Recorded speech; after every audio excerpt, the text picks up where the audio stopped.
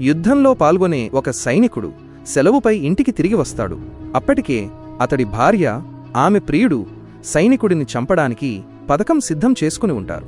మొదటిసారి దాడి చేసినప్పుడు సైనికుడు పైకప్పుపై కూర్చుంటాడు. రెండోసారి దాడి చేసినప్పుడు సైనికుడు అక్కడి నుండి లేచి వెళ్ళిపోతాడు. దీనివల్ల అతడి ప్రాణం నిలబడుతుంది. అతను లోపలికి వెళ్ళిపోతాడు.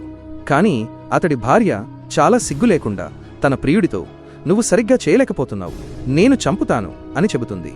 అయితే ఆమె ప్రియుడు, "లేదు, నాకు మరో అవకాశం ఇవ్వు" అని అంటాడు. తరువాత ఇద్దరూ అతడి కోసం వెతుకుతూ లోపలికి వెళతారు. కాని అతడి భర్త వారిద్దరినీ వెనుక నుండి చూస్తాడు. అప్పుడు భార్య, "ఏమైంది?"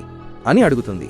అప్పుడు అబ్బాయి, "హలో సార్, నేను బల్లిని పట్టుకునేవాడిని" అని అంటాడు. ఆ తర్వాత అతని భార్య, "నువ్వు ఇక్కడ ఉన్నావా?" అని అడుగుతుంది. భర్త, "అవును, నేను ఇక్కడే ఉన్నాను. నేను ఇంటి లోపలికి వచ్చాను. ఇటు అటు చూశాను, ఎవరూ లేరు.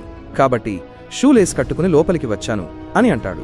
అప్పుడు భార్య, "అయ్యో, నాది తప్పు.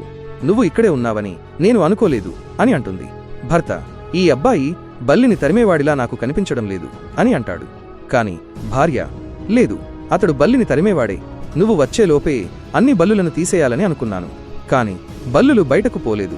బల్లిని తరిమేవాడే వచ్చాడు" అని చెబుతుంది.